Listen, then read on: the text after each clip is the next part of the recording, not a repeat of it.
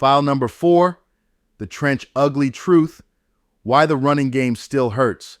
They say football is won in the trenches. If that's true, then Colorado's been fighting uphill through quicksand.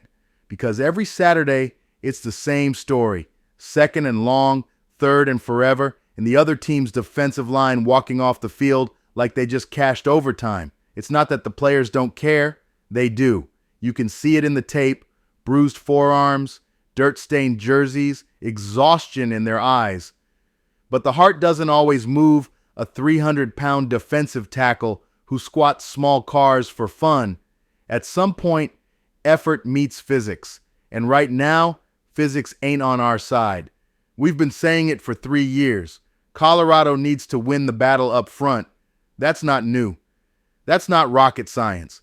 But every week we watch another drive implode because the pocket collapses faster than a bad stock investment. It's not play calling. It's not schemes. It's the fact that sometimes we've got 280-pound linemen going to war with 330-pound monsters, and that math doesn't add up. The run game still hurts. Literally. Running backs see daylight like it's a myth. One cut, one broken tackle, and boom, they're met by a linebacker who got there before the handoff did. You can't build confidence on minus 2-yard carries. You can't build rhythm when every play starts with survival mode. And don't think Buff Nation hasn't noticed. We see it. We've yelled about it since 2023. Protect the quarterback. Back then, it was Shurmur getting hit like a tackling dummy in prime time. Now Salter is the new face in the same chaos, trying to make something happen behind an O-line that's still searching for consistency. People talk about progress, but you can't measure growth when you're still picking grass out of your helmet every drive. Coach Prime knows it. You can see it in his eyes on the sideline.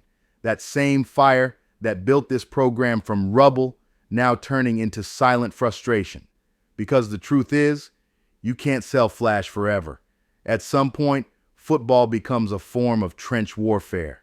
And right now, the Buffs are bleeding on the front lines. But here's where it gets tricky. The haters love this part. They'll laugh, point at stats, post clips of missed blocks, and say, "See? Told you Prime couldn't build a real team." They forget that rebuilding isn't just about recruiting skill. It's about growing size, toughness, and chemistry in the ugliest parts of the game. That takes time. That takes sweat. That takes leadership that refuses to accept mediocrity, even when everyone else calls it progress. So yeah, the run game still hurts. The trenches are still brutal.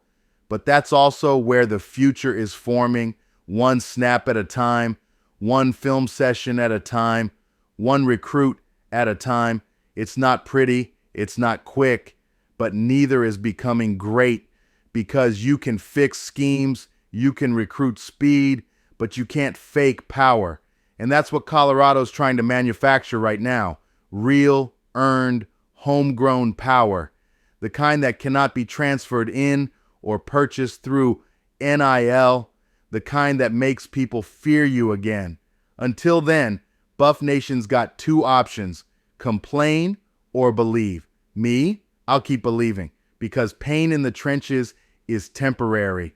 But toughness built in the fire lasts forever. The system bruised, but building.